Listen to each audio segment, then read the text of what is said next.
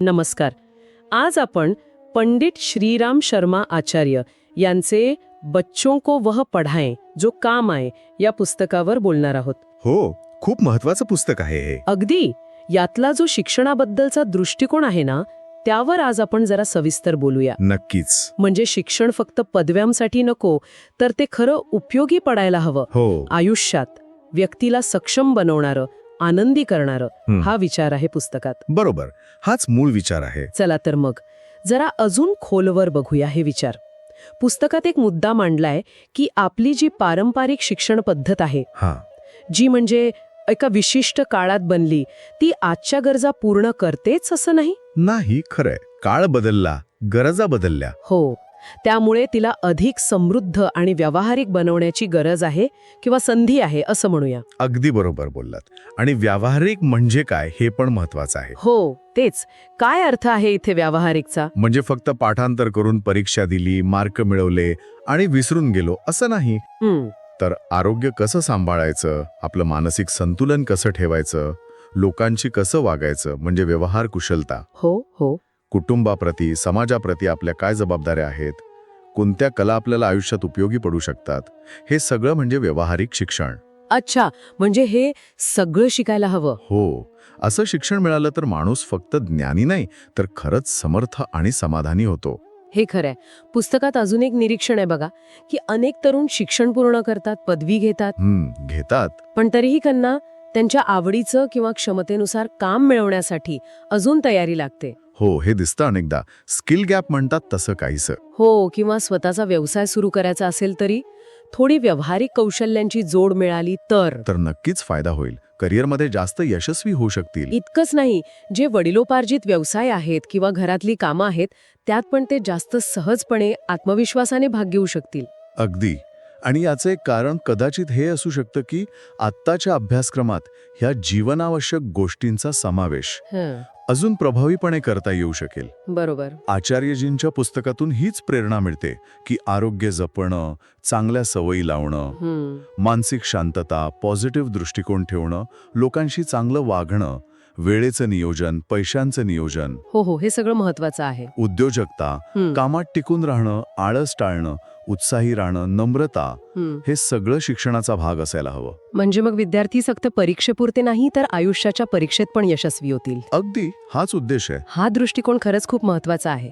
मला आठवतंय, पुस्तकात इतिहास, भूगोलासारखे विषय कसे शिकवावेत यावर पण एक वेगळा विचार आहे. हो आहे. काय म्हणतात ते? की हे विषय फक्त माहिती म्हणून नाही शिकवायचे, तर त्यातून काहीतरी प्रेरणा घेता यावी, काहीतरी बोध घेता यावा, त्याचा उपयोग आपल्या आयुष्यात, समाजात कसा करता येईल यावर भर हवा. उदाहरणार्थ, जसं इतिहासातले जे महान लोक आहेत त्यांच्या गोष्टींमधून नैतिकता, ध्येयनिष्ठा शिकता येते. बरोबर. किंवा भूगोलातून आपल्या आजूबाजूला जी नैसर्गिक साधनं आहेत त्यांचा योग्य वापर करून आपण आपल्या भागाचा विकास कसा करू शकतो हे शिकता येतं. अगदी योग्य मुद्दा. आणि याच विचाराला धरून पुस्तकात रोजच्या जगण्याशी संबंधित अर्थशास्त्रावर पण भर दिला आहे. म्हणजे बँक कशी चालते, पोस्ट ऑफिसमध्ये काय सेवा मिळतात, इन्शुरन्स म्हणजे काय, साधे हिशोब कसे ठेवायचे. अरे वाह, हे तर खूपच उपयोगी आहे. हो ना. हे ज्ञान मिळालं तर सामान्य माणूस पण आपले व्यवहार जास्त आत्मविश्वासाने करू शकेल, फसवणूक टळेल. खरंय. कारण पुस्तकाचा गाभा फक्त माहिती देणं नाहीये, तर संस्कार आणि चांगलं चारित्र्य घडवणं हा आहे. आणि हे फक्त पुस्तकातून नाही होत. त्यासाठी वातावरण लागतं. हो, पोषक वातावरण, योग्य मार्गदर्शन आणि मूल्यांवर आधारित शिक्षण हवं. उत्तम चारित्र्य असेल तरच आयुष्य यशस्वी आणि समाधानी होतं. म्हणजे शिक्षणाचा उद्देश फक्त डोक्यात माहिती भरणं नाहीये. अजिबात नाही. तर एक सक्षम, सुसंस्कृत, जबाबदार आणि आत्मनिर्भर व्यक्ती घडवायची आहे. अगदी. आणि म्हणूनच पुस्तकात आजीविका म्हणजे उपजीविकेसाठी जी कौशल्य लागतात त्यावर खूप सकारात्मक भर दिलाय. हो, तो भाग खूप महत्वाचा आहे. आणि किती छान वाटलं वाचून की त्यात काय काय गोष्टी आहेत. शेती कशी करावी पण सुधारित पद्धतीने, पशुपालन कसं फायदेशीर ठरू शकतं, तेल काढणं किंवा असे जे पारंपरिक उद्योग आहेत ते कसे उभारावेत. छोटे छोटे उद्योग. हो, कुटीर उद्योग. ज्या वस्तू आपल्याला लागतात त्या बनवणारे, साध्या यंत्रांची दुरुस्ती, मेकॅनिकचं काम, व्यवसायाची बेसिक तत्व, विक्री कला, अगदी मोटार ड्रायव्हिंग सुद्धा. हे सगळं शिकवलं तर व्यक्ती स्वावलंबी बनेल, कोणावर अवलंबून नाही राहणार. बरोबर. स्वावलंबन हा शब्द खूप महत्वाचा आहे इथे आणि खूप सकारात्मक विचार आहे हा. हो ना. शिक्षण असं हवं जे आत्मविश्वास वाढवेल, मी काहीतरी करू शकतो किंवा करू शकते ही भावना देईल. फक्त नोकरीच्या मागे न लागता. हो, स्वतःचे मार्ग शोधण्याची प्रेरणा देणारं शिक्षण. आणि यासाठी पुस्तकात एक छान सूचना दिली आहे काय? की साधारण 6वी ते 10वीच्या मुलांना किंवा समजा 15 वर्षांपर्यंतच्या मुलांना त्यांच्या आवडीनुसार, त्यांच्या क्षमतेनुसार वेगवेगळ्या व्यावहारिक कामांचं प्रशिक्षण द्यायला हवं. अच्छा, प्रॅक्टिकल ट्रेनिंग. हो, नुसतं वर्गात बसून नाही, तर प्रत्यक्ष हाताने काम करण्याचा अनुभव. यामुळे काय होईल? काय?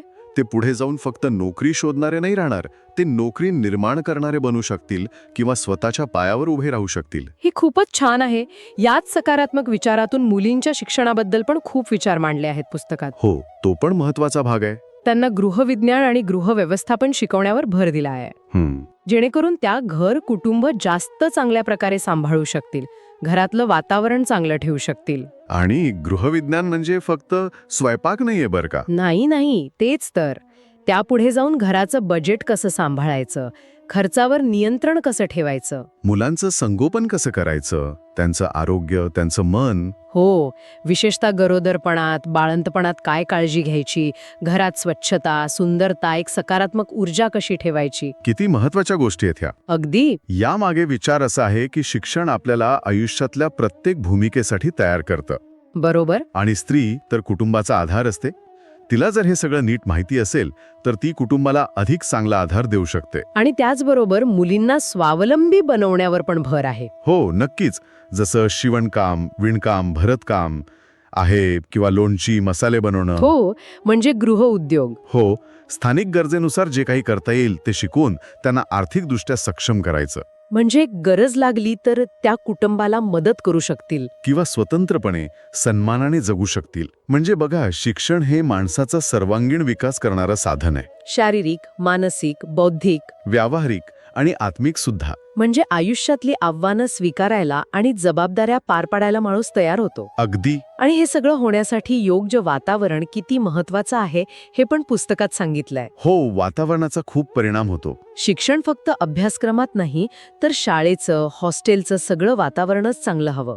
प्रेरणा देणारं, सकारात्मक. जिथे नियमितपणा असेल, शिस्त असेल, स्वच्छता, एकमेकांना मदत करण्याची भावना, कामाला प्रतिष्ठा. हो, आणि मुलांमध्ये फक्त स्पर्धा नको, तर सहकार्याची भावना पण वाढायला हवी. आणि सगळ्यात महत्वाचं, चारित्र्य निर्मिती, नैतिक मूल्य. त्याला सर्वोच्च प्राधान्य हवं. पुस्तकातला एक विचार मला फार आवडला की महागड्या इमारती किंवा जास्त फी महत्वाची नाहीये. तर काय महत्वाचे? शिक्षणाचा दर्जा कसा आहे, मुलांवर संस्कार कोणते होत आहेत, त्यांना मार्गदर्शन कसं मिळतंय, हे जास्त महत्वाचं आहे. अगदी बरोबर.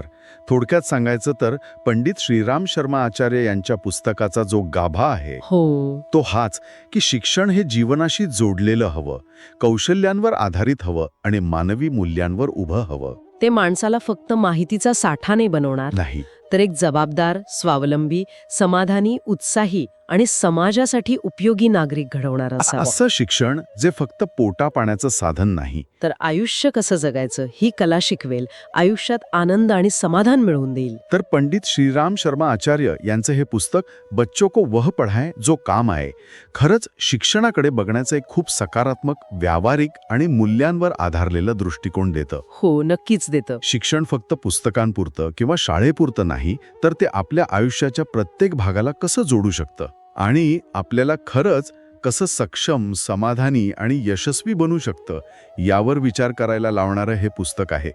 एक उत्तम मार्गदर्शन आहे. आणि या सगळ्याचा अर्थ काय की शिक्षण म्हणजे फक्त नोकरी मिळवण्यासाठीचं साधन हा विचार सोडून द्यायला हवा. शिक्षण म्हणजे खरं, परिपूर्ण, आनंदी आणि अर्थपूर्ण आयुष्य जगण्याची तयारी आहे हा विचार करायला हवा. शिक्षण असं माध्यम हवं जे आपल्यात आत्मविश्वास भरेल, सकारात्मकता वाढवेल आणि आयुष्यात जे काही येईल त्याला हस्तमुखाने सामोरे जायला शिकवेल. अगदी. जाता जाता एक विचार सोडून जाते. आपण रोजच्या आयुष्यात कितीतरी गोष्टी शिकतो, अनुभवतो. हो. यातून आपण हा सकारात्मक दृष्टिकोन आणि उपयोगी कौशल्य अजून प्रभावीपणे कशी मिळवू शकतो? विचार करण्यासारखा प्रश्न आहे. आणि आपण जे औपचारिक शिक्षण घेतो किंवा देतो ते आपल्याला आपल्या पुढच्या पिढीला एका खऱ्या अर्थाने आनंदी, समाधानी आणि यशस्वी आयुष्यासाठी अजून चांगलं कसं तयार करू शकेल? नक्कीच यावर विचार करायला हवा.